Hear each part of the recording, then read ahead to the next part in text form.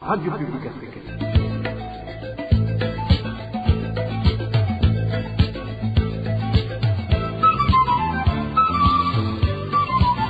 Radio Publique Africaine.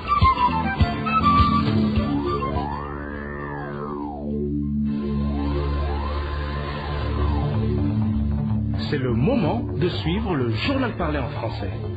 À la présentation, Eloge Diva, Remesha.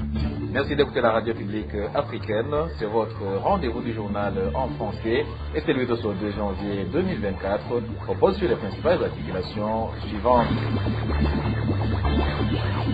Un bilan quasi négatif dans tous les secteurs de la vie du pays, c'est du moins le constat fait par différents opposants politiques burundais. Vous entendrez dans ce journal les discours de fin d'année qu'ils ont adressés aux Burundais. Promesse de libérer des détenus par le président Évariste Ndayishimiye, une promesse qu'il a donnée dans son discours à la nation pour la fin de l'année 2023. Il est à noter que le calendrier de ces libérations est toujours inconnu, car n'ayant pas été précisé par le président Ndayishimiye. Et dans la partie que la RPA vous consacre à la rétrospective de l'année 2023, aujourd'hui c'est le tour du domaine des droits de l'homme, dont la situation a continué à se détériorer. Voilà pour les titres, le développement c'est dans quelques instants. Oh, bonsoir, commençons ce journal par la page droits de l'homme. Une détenue connue sous le nom d'Edith Nizigama a rendu son âme dans la nuit de ce 1er janvier 2024 dans la prison centrale de Mimba. Une source affirme que Edith Nizigama est morte alors qu'il venait de passer 4 jours dans la prison centrale de Mimba, accusée d'avoir détourné des fonds d'une société de développement social. Alors que la famille de la victime avait accepté de rembourser en franche, le procureur de la République en commune Mouha, Albert Wuchumi, n'a pas hésité d'emprisonner Edith Nizigama. Selon nos sources, Edith Nizigama aurait été emprisonnée au moment où elle était gravement malade, souffrant de l'asthme. Poursuivons ce journal par cette promesse de libérer des détenus donnée par le président de la République, lesquels détenus ne sont pas accusés d'assassinat ou de détournement de fonds. Évariste Ndayishimiye l'a annoncé dans son discours de clôture de l'année 2023. Mais le président Ndayishimiye n'a pas précisé ni l'effectif des détenus à libérer, ni le calendrier de ces libérations.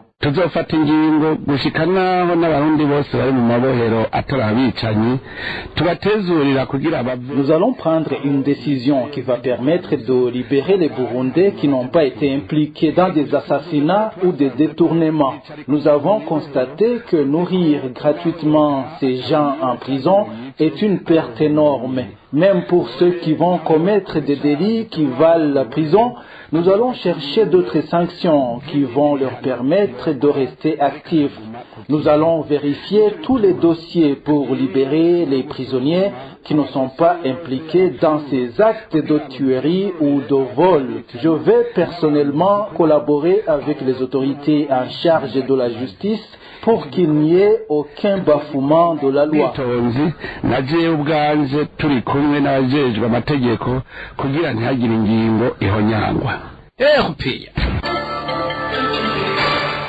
En page gouvernance, dans notre série de reportages sur le démantèlement de l'hôpital Kila par les actuels dirigeants autoproclamés, aujourd'hui nous vous brosserons le tableau de l'état des lieux de cette infrastructure sanitaire un an après que les vrais propriétaires ont été écartés. Le reportage est signé Eric Mionzima. Un salaire de misère et qui vient sporadiquement, telle entre autres l'une des raisons du mauvais service rendu ces derniers temps à l'hôpital Kila. Malheureusement, ceux qui en sont les premières victimes sont les patients qui paient toujours les pots cassés alors qu'ils n'y sont pour rien. De plus, révèle notre source, le clientélisme qui a été érigé en mode de gouvernance à cette structure sanitaire vient aggraver la situation.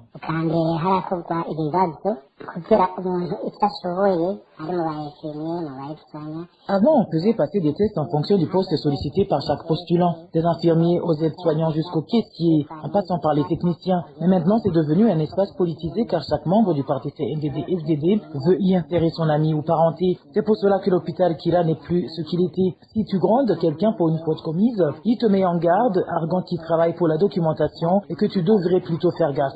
Ça ne fait que nuire au bon déroulement de l'hôpital, en plus de ternir son image.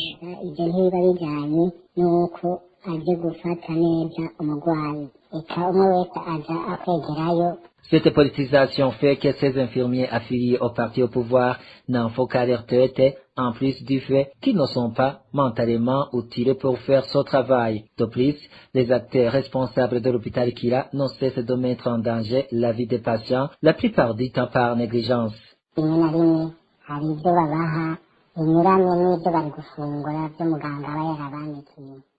Des fois, on leur donne une nourriture inappropriée et non autorisée par le médecin traitant. Aussi, le personnel n'a plus d'uniforme, il vient au travail dans leurs propres habits. Vous comprenez le risque que ça peut faire prendre aux patients car ces habits sont pleins de microbes, vu qu'ils ne sont pas stérilisés. C'est la même chose pour les draps. Aujourd'hui, le patient admis ici chez nous préfère amener ses propres draps au lieu de dormir sur des draps délavés et en lambeaux. Mais avant, le lavage et le repassage se faisaient à l'interne en respectant les règles et normes.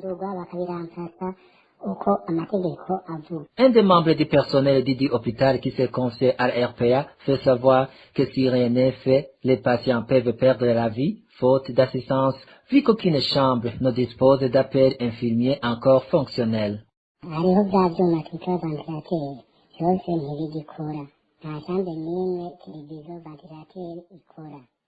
Les ventilateurs et les climatiseurs ne sont plus fonctionnels, et ce, dans toutes les chambres. Tout ça est dû au fait qu'il y a un manque de maintenance et de suivi. Plus grave encore, tous les appels infirmiers ne sonnent plus. Auparavant pris comme référence, aujourd'hui l'hôpital Kira achemine ses patients vers d'autres hôpitaux, faute de matériel, et matériel dilapidé par actuels occupants qualifiés d'usurpateurs.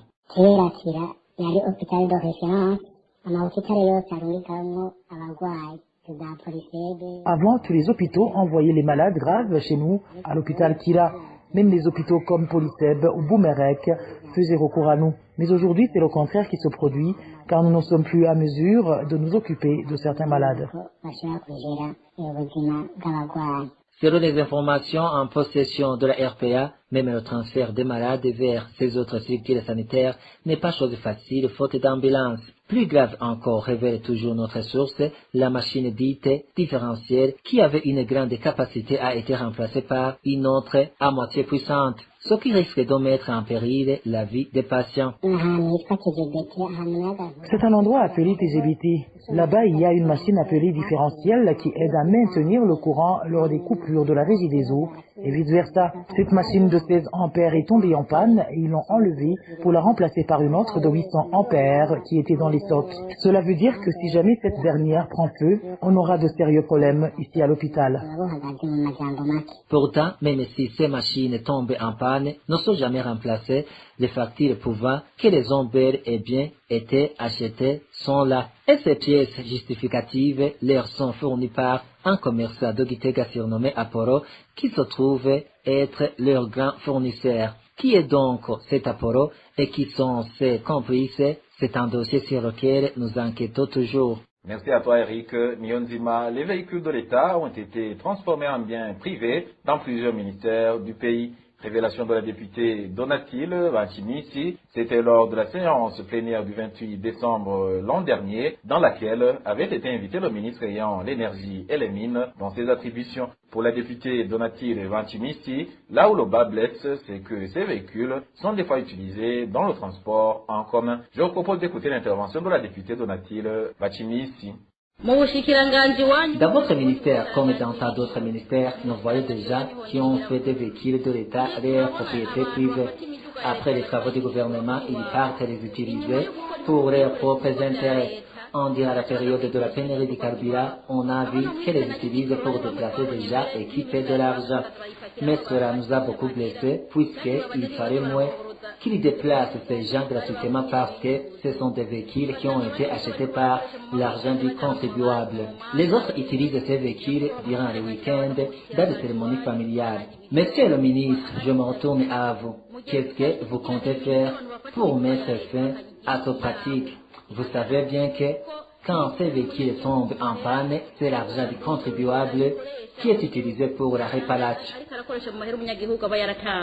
Gouvernance toujours, des malversations économiques se sont observées à grande échelle, sont parmi les causes qui ont fait regresser l'économie du pays en général durant l'année 2023. Propos continue dans le discours du Nouvel An du président du parti CNDD.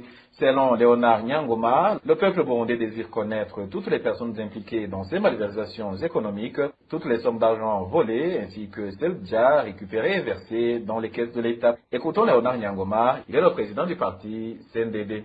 Uyu mwaka rero wa 2023 urangiye waranzwe n'ibintu byinshi. L'année 2023 qui vient de s'achever a été caractérisée par plusieurs situations qui ont fait regresser la vie du pays et du peuple, ainsi que la démocratie. Les principaux causes sont entre autres le vol qui est devenu comme un acte héroïque dans le pays. Vous vous demandez comment? En vérité, plusieurs citoyens avaient salué la décision du président de la République de combattre les malversations économiques faites en premier lieu par les hautes autorités du pays, telles que l'ancien Premier ministre.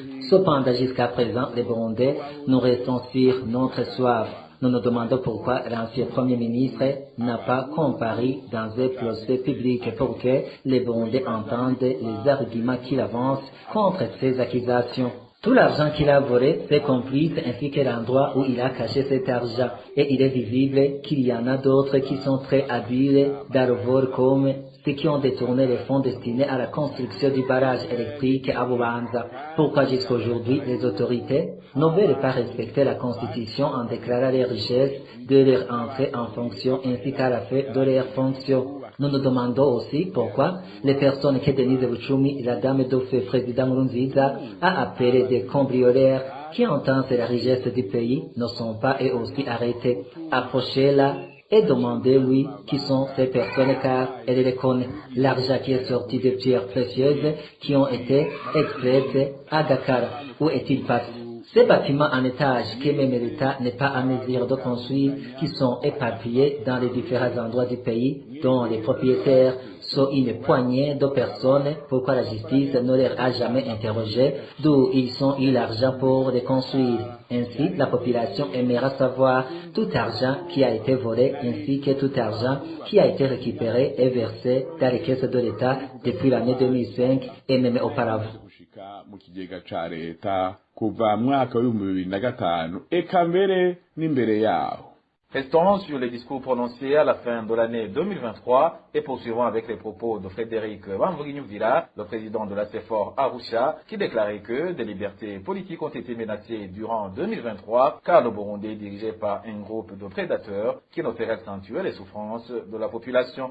Selon toujours Frédéric Bamvugi-Nyuvira, à part que le seul parti CNDD-FDD, agissant en parti État, avait le droit de faire tout ce qu'il veut, il ne s'est manifesté que beaucoup de bavures dans le pays. Suivez Frédéric Bamvugi-Nyuvira, il s'exprime au nom de la CEFOR Arusha. L'année a été très difficile, mais laissez-moi vous souhaiter les meilleurs vœux pour l'an 2024, qu'elle soit différente de celle que nous venons d'achever. Sur le plan politique, il n'y a pas de vie politique car nous sommes dirigés par une association de prédateurs qui se moquent des souffrances de son peuple pour lequel ils sont censés être là. Plus de partis politiques qui fonctionnent et qui feraient face à ce parti militarisé qui dirige le pays. Le parti comme CNL s'est vu ses activités neutralisées par le pouvoir qui a peur d'une compétition loyale. La presse est sous le contrôle du CNC alors que les quelques associations de la société civile qui restaient encore dans le pays ne sont pas autorisées à animer des conférences publiques ou des conférences de presse. La presse écrite n'existe plus car c'est un régime militaire qui ne permet aucun son dissonant. Le peuple ne sait plus à quel sens se vouer. Les semblants d'élections qu'il projette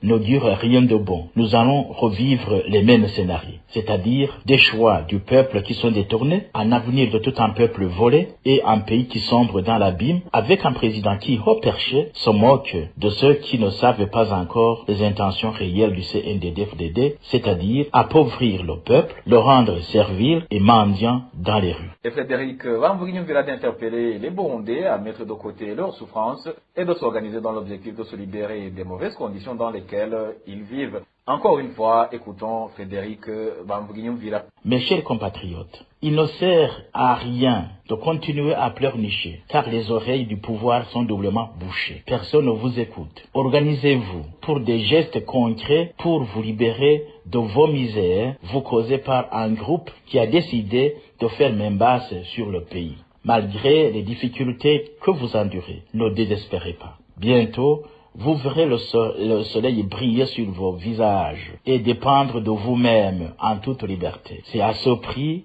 que vous allez comprendre les valeurs de la liberté, les valeurs de la démocratie, les valeurs de la gouvernance. J'allais terminer mon propos en proposant des solutions concrètes, mais il serait superfétatoire et inutile d'en parler ici, parce que ce pouvoir est incorrigible. Il nous faut, tôt ou tard, un autre pouvoir. Nous sommes fatigués. Avant de clôturer mon propos, laissez-moi vous souhaiter les meilleurs vœux de l'an 2024. Qu'elle soit pour vous une année d'espoir, une année de la volte-face pour retrouver la dignité perdue. Je vous remercie. Et aucun changement de la conjoncture qui a prévalu au Burundi avant l'entrée en fonction du président Evariste Ndayishimiye n'est toujours pas remarquable. Des propos contenus dans le discours du Nouvel An que le mouvement d'action patriotique MAP Burundi Buhire a adressé au Burundi. L'année 2023 se termine par une baisse en rendement de tous les secteurs du pays, ce qui interpelle le sauvetage du pays, selon le même discours prononcé par le président du MAP Burundi Buhire, Emery Pacifique Igiraneza. Uburundi nico gihugu ca mbere gikenye kw'isi. Le Burundi est le premier pays pauvre du monde, où le phénomène de corruption est très répandu, où les violations des droits humains sont multiples. Burundaises et Burundais, il y a déjà 3 ans et demi que le président Evariste Ndayishimiye est au pouvoir. Durant toute cette période, aucune évolution pour changer la situation instable que le Burundi a connue sous la présidence de Pierre Nkurunziza ne s'est toujours pas manifestée. Le président Ndayishimiye lui-même affirme que tous les secteurs du gouvernement qu'il dirige fonctionnent mal. Une situation d'insécurité se manifeste toujours dans nos pays. Des citoyens sont tués, soit par des institutions sécuritaires chargées de les protéger ou par des groupes armés. Les militaires burundais ont été envoyés en RDC dans une guerre qui n'a aucun intérêt pour le pays et ne cesse d'y laisser la vie en grand nombre. Des prises de décisions économiques illogiques ont causé la perte de la valeur de la monnaie burundaise. Par conséquent, des hommes d'affaires ont quitté le Burundi et d'autres ont eu peur d'y faire des investissements. Ainsi, le Burundi s'est retrouvé dans l'incapacité de s'approvisionner en produits de première nécessité comme le carburant, les médicaments, les engrais chimiques, etc. sur le marché international. Le secteur de l'éducation est au bas niveau et les lauréats de ces années se retrouvent incapables de développer le pays. Il en est ainsi du secteur de la santé dans lequel il s'observe plusieurs départs de médecins ainsi que de manque de matériel et de médicaments. Les discours de haine et d'incitation au non-respect des accords d'Arusha ont été l'apanage du régime CNDD-FDD et institutions qu'il a mises en place comme la sévère. Le pays est tombé plus bas et il a besoin d'être sauvé dans les plus brefs délais.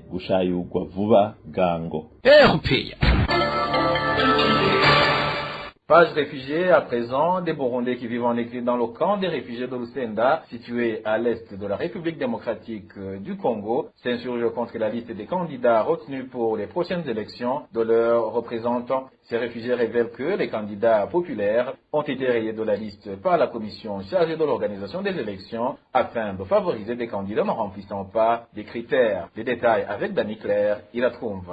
C'était samedi de la semaine passée lorsque la commission chargée de l'organisation des élections des représentants des réfugiés du camp de Lusenda situé à l'est de la République démocratique du Congo a présenté les candidats retenus aux prochaines élections des représentants de ces réfugiés. Ces réfugiés indiquent que cette activité a été mal organisée parce que les représentants préférés n'ont pas été sélectionnés par la commission mise en place par l'OHCR et le Conseil national pour les réfugiés CNR. Selon certains réfugiés, ils avaient choisi Ilan Zinhumangende Olivier, qui étaient les représentants, et Charles Nina Hadzoué, mais ces derniers ont été rayés de la liste. Ces réfugiés s'indignent parce qu'ils seront représentés par 2 femmes, dont une prénommée Zawadi, estimée qu'il n'est pas là pour défendre les droits de ses exilés, comme l'indique un de ces réfugiés qui s'est entretenu avec la RPA. Olivier n'est pas préféré par le CNR et le HCR parce qu'il n'accepte pas leur magouille et il n'aime pas cela. Lorsqu'ils veulent induire en erreur, il refuse et dénonce cela. Comme il ne le facilite pas, ils lui ont rayé de la liste et ont amené 2 femmes qu'ils vont manipuler. Ils ont affiché ces 2 femmes seulement pour la compétition aux élections et tous les autres ont été rayés de la liste. Charles Elina Hadoué a été rayé sur la liste parce que son dossier n'était pas au complet, motif rejeté par le concerné. Olivier Ilan Zinhumangende est accusé d'inciter les mineurs à participer dans les manifestations publiques et qu'il a également commencé la campagne électorale avant le temps consacré à cette campagne. Accusation rejetée par les concernés et les réfugiés de ce camp de Lucinda. Ils estiment que c'est injuste de les imposer les représentants. Sachez que lorsque la liste des candidats aux élections a été affichée, les réfugiés ont manifesté contre. Ils ont été calmés par les balles tirées en l'air par les policiers. Olivier Ilan Zinhumangende, l'ancien représentant de ces réfugiés, a porté plainte auprès du roi de la localité et il lui aurait promis que sa candidature sera revue avant la tenue de ces élections. Il lui aurait promis que sa candidature sera revue avant la tenue de ces élections. Danny Claire, il a trouvé l'année 2023 a été caractérisée par une détérioration des droits de la personne humaine. Des violences sexuelles, des arrestations et détentions arbitraires ont été signalées dans plusieurs points du pays. La surpopulation carcérale et les mauvaises conditions des prisonniers ont été aussi dénoncées par certains défenseurs des droits humains. Les grands moments qui ont marqué l'année 2023 en matière des droits de l'homme avec Emmanuel Niungeko. Dans un communiqué du 13 janvier 2023, la ministre de la Justice, Domine Banyankimbona, a déclaré que jusqu'au 12 janvier de la même année 2023, le nombre de prisonniers se comptait à 12 313, soit 284 prisonniers pour une place qui était réservée à 100 personnes. Dans certaines prisons, parmi les 11 qui comptent le pays, la surpopulation carcérale a demeuré un grand défi pour l'amélioration des conditions de détention au sein des établissements pénitentiaires burundais. Ici, l'on considérait le manque criant de nourriture et l'insuffisance de moyens appropriés pour garantir l'accès aux soins de santé pour les prisonniers malades. Le manque d'hygiène et le manque d'organisation des activités récréatives dans la plupart des prisons ont été évoqués dans le rapport trimestriel avril et juin 2023 de l'organisation Action chrétienne pour l'abolition de la torture à Kate Burundi. Les informations qui sont parvenues à la RPA ont fait savoir qu'un certain Mevin Shugwegimana est décédé en date du 25 août 2023 dans la prison centrale de Gitega pour lui avoir refusé d'aller se faire soigner à l'extérieur de la prison. Au cours du premier trimestre de l'année écoulée 2023, 172 personnes ont été arrêtées arbitrairement dans différentes localités du pays, 4 enlevées et ou portées disparues et 34 victimes de violences basées sur le genre. C'est en substance le contenu du rapport de janvier-mars de la Ligue burundaise des droits de l'homme ITK. Parmi ces cas d'arrestation, cette organisation qui milite pour la défense des droits de l'homme au Burundi donne l'exemple des membres du parti CNR et MSD, les membres de la milice Imbonerakure du parti au pouvoir, des agents des services secrets burundais, certains agents des corps de défense et de sécurité, ainsi que certains administratifs sont cités dans ce rapport comme présumés auteurs de ces violations. Au cours de la période avril et juin, la Ligue TK indique que 123 personnes ont été victimes d'arrestations arbitraires, la majorité étant des militants des partis politiques de l'opposition. Au mois d'octobre, une équipe de la Commission nationale des droits de l'homme CNIDH, sous l'égide du président de la dite commission Sixte Vignini Muraba, a effectué une visite dans le cachot du commissariat municipal de Bujumbura, ex-BCR, où étaient détenues illégalement plus de 360 personnes et dans des conditions particulièrement inhumaines. 322 hommes, 38 femmes avec des enfants de moins de 3 ans devaient partager une seule toilette remplie et un seul robinet. Ce cadre de la CNIDH était accompagné par le procureur général de la République ainsi que les procureurs de la République des parquets de Nahangwa, Mukaza et Muha dans la municipalité de Bujumbura. Ce Ces citoyens détenus seront relâchés, même si le lieutenant-colonel Jacques Nijimbere, commissaire municipal à mairie de Bujumbura, s'était opposé à la libération de ces gens. Concernant la persécution, au début du mois d'avril, une femme du nord de lycée Tuyishime de la colline Gifurwe, zone Musenyi, en commune Mpanda, province de Bubanza, a été menacée de mort par des Imbonerakure et des agents du service de renseignement retrouvés au quartier de Luziba, en zone Kanyosha, commune Muha, à mairie de Bujumbura, où elle s'était cachée de peur d'être tuée. Cette femme a été accusée d'avoir réclamé que des Imbonerakure cités dans l'assassinat de son époux le 1er décembre 2022 soient poursuivis en justice.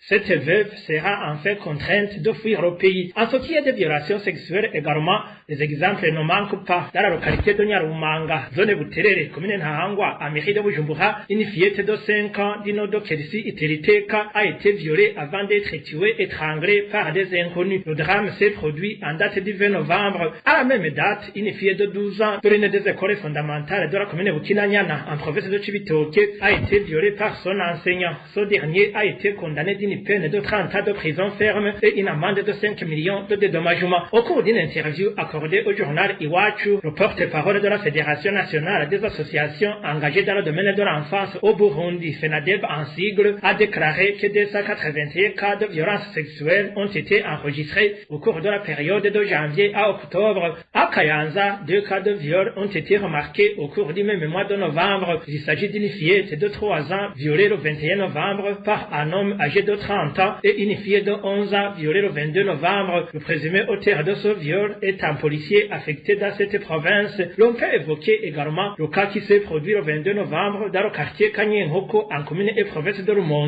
où une domestique de 18 ans a été victime d'un viol commis par 3 jeunes garçons. L'année écoulée 2023 a été aussi caractérisée par la détention et dans des conditions déplorables de plus de 500 militaires burundais rapatriés de la province du Nord Kivu en République démocratique du Congo au début du mois de décembre. Ils ont été répartis dans les camps de Mujejuru, Muzinda, Cibitoke ainsi que le camp de la police militaire. Et voilà, chers auditeurs de la radio publique africaine, c'est par cette voix d'Emmanuel Niungeko que s'achève le journal de ce 2 janvier 2024. Merci aux collègues de la rédaction et de la technique pour leur parfaite collaboration. Au micro, vous étiez avec Éloge Divin et Mécha. Excellente soirée chez vous.